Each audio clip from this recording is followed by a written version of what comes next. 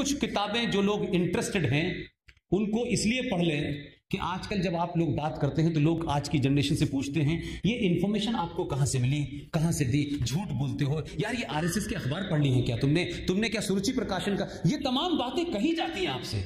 मैं उन लोगों के नाम दे रहा हूं जो कांग्रेस के सबसे नजदीकी लोग थे। मैंने आपको 1984 की घटना बताई थी, बताया था मैंने कि एक परिवार जिसका नाना इस देश का राष्ट्रपति था, उसका पिता गवर्नर था, वो खुद लॉ मिनिस्टर था। 1984 में जो एक तरफा सिखों का कत्लेआम हुआ, उस कत्लेआम के मात्र 6 महीने बाद एक किताब लिखी गई। उस किताब का नाम मैंने आपसे कहा, at home in India, the reinstatement of Indian Muslim. जानते हैं इसके राइटर कौन है? सलमान खुर्शीद साहब। सलमान खुर्शीद साहब राइटर भी हैं, लेकिन उसमें लिखा क्या है? किसी कांग्रेसी ने माफी नहीं मांगी। इतना सब कुछ होने के बाद ये आज भी सरदार हैं। इन्होंने देश के साथ गद्दारी नहीं की। आज भी ये वही लोग हैं जो गुरु गोविंद सिंह की परंपरा से हैं, जिन्होंने अपने लोगों को चिनवा दिया सनातन संस्कृति को बचाने के लिए।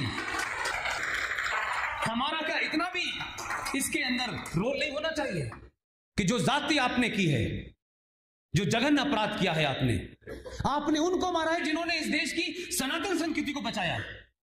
जो लोग कश्मीर तक गए बचाने के लिए कि कश्मीरी खतरे में है, 7 साल का बच्चा बोला, उन्होंने कहा बलिदान देना पड़ेगा।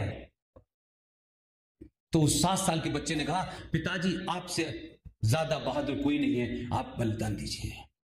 उन परंपराओं के लोगों को वो शख्स किताब में क्या लिखता है, उस किताब में अंग्रेजी में जो लिखा है वो बता देता हूं। उसमें लिखा है, on 1984 Sikh genocide there was also a terrible satisfaction amongst the Muslims who had not completely forgotten the partition and unpleasant aftermath।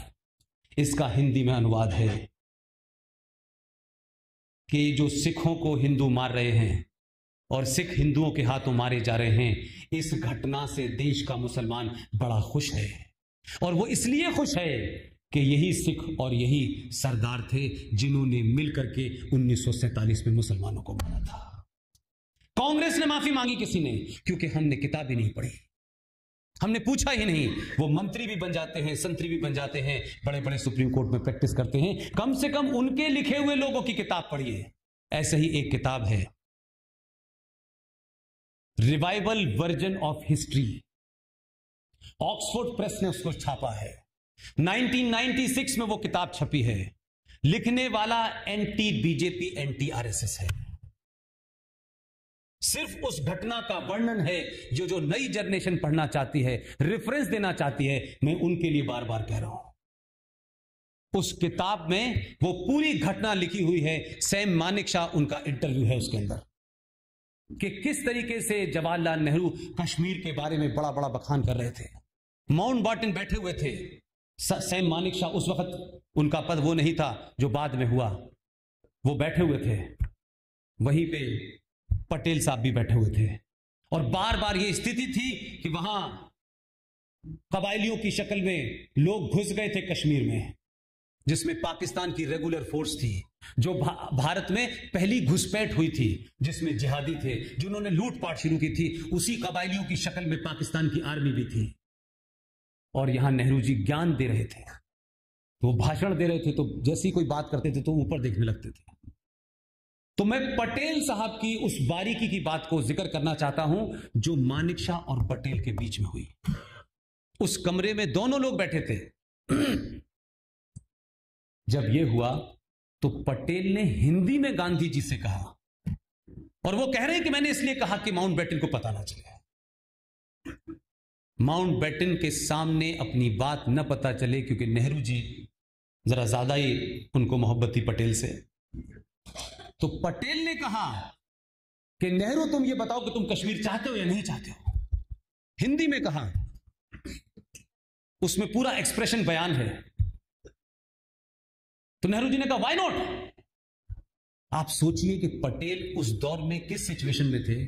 जैसे ही उन्होंने कहा व्हाई नॉट, क्यों नहीं चाहता, उन्होंने मानिक शाह के कान में कहा, आपको ऑर्डर मिल गया, जाइए। आपको ये घटना इसलिए बता रहा हूं कि हमें ये बात नहीं पता है कि उस दौर में भी किस तरीके से हमने अपनी गर्दन किसके बीच में फंसा रखी थी। वहां से चीजों को निकाल के लाना, जिस कश्मीर को आज आप देख रहे हैं जो आपके पास है, वो उसी की वजह से है। और सिर्फ फौज ने ये कहा था, Manik Shah one of the upraised army man.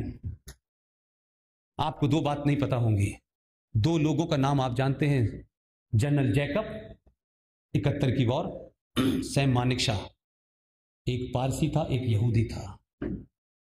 इस देश ने कभी उसका धर्म नहीं पूछा। दोनों ने वो रोल प्ले किया जो बड़े बड़ों ने नहीं किया।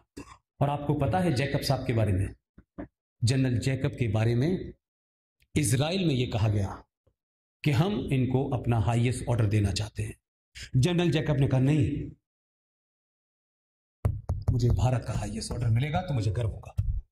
ये वो लोग थे भाई, ये है भारत की माइनॉरिटी जिनका पता नहीं है कि कोई 80,000 है, कोई 20,000 है। ये कंट्रीब्यूशन है उनका। हम किस माइनॉरिटी की बात करते हैं? जिस माइनॉरिटी ने इस देश को समाप्त कर दिया है, जो इस बात में तो गर्व करती है कि हमारे लिए कौन सी स्कीम है, लेकिन चंद्रयान के असफल हो जाने पे लोग ट्वीट करते हैं कि अभी छत पे तो जाना सीख लो, चंद्रयान पे क्यों जाओगे? ये पता चलता है कि इस देश में आप बुलेट ट्रेन ले आए, इस देश में चांद पे चले जाएं, इस देश की नई नई खोजों में आप कुछ भी प्राप्त कर लें, लेकिन एक वर्ग को इससे कोई खुशी नहीं मिलती। उस वर्ग को खुशी आर्टिकल 370 को बनाए रखने से मिलती है। वो ये कहता है कि बाबरी मस्जिद शहीद हुई है। पता नहीं आप में से कितने लोगों को पता है, इस्लाम के अंदर मस्जिद का, होली श्राइन का दर्जा नहीं है। मस्जिद इस्लाम में पवित्र स्थल नहीं है। मस्जिद की स्थिति इस्लाम में वैसे ही है जैसे किसी रेस्टोरेंट की होती है या जैसे किसी दुकान की होती है। आप वहां जाते हैं, नमाज पढ़ते हैं और चले आते हैं। ना वहां अल्लाह की कोई मूर्ति स्थापित की गई है, ना मोहम्मद साहब की कोई मूर्ति स्थापित की गई है, ना ये कहा गया है कि ये जगह पवित्र है, सिर्फ नमाज पढ़ने की जगह है। और ये इसलिए है कि मोहम्मद साहब जिस कम्युनिटी हॉल में नमाज पढ़ा करते थे, उसी कम्युनिटी हॉल में जो तिजारत होती थी, जो कॉमर्स होती थी, वो लोग आते थे, कुछ लोग सो जाते थे, कुछ लोग आराम करते थे, कुछ लोग खड़े होकर नमाज पढ़ लेते। सऊदी अरब ने कहा मस्जिद का तो कंसेप्ट ही नहीं है हमारे यहां। पहली फुर्सत में जिस जगह मोहम्मद साहब ने नमाज पढ़ी हो वो तो बहुत मुकद्दस होगी, बड़ी पवित्र होनी चाहिए थी। सऊदी अरब ने उसको डिमोलिश कर दिया।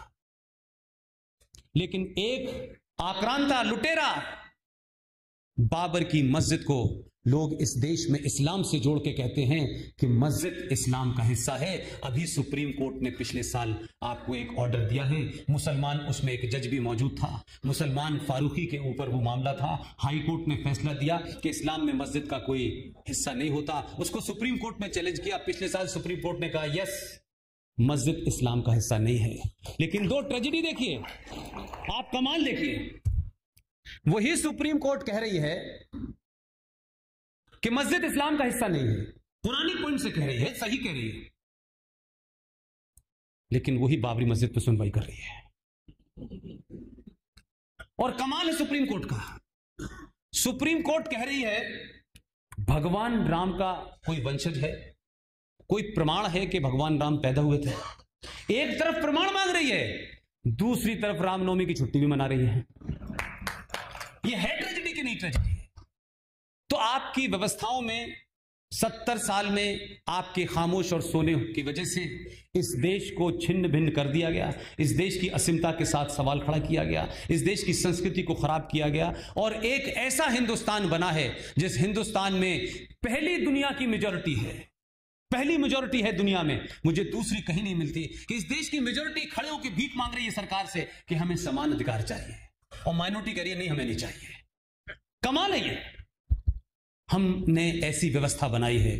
तो संविधान, हिंदुत्व तो बहुत दूर की बात छोड़ दीजिए, हिंदुत्व से ज्यादा मेरे लिए सनातन महत्वपूर्ण है। लिहाजा ये संविधान जो भारतीय जिसे कहा जा रहा है, इसकी कोई समीक्षा कभी तो होनी चाहिए। इसको खत्म किया जाए, नहीं खत्म किया जाए, ये विवाद नहीं है। लेकिन इसमें जिस तरीके से अनुच्छेद 370 को खत्म किया गया, 35A को खत्म किया गया, क्या और भी तो अनुच्छेद ऐसे हैं जिनकी समाप्ति की तरफ बात करनी चाहिए? अगर वो राष्ट्र हित में है तो उनको रखो, लेकिन अगर वो राष्ट्र हित में नहीं है और राष्ट्र के खिलाफ है तो उनको तत्काल बाहर निकाल।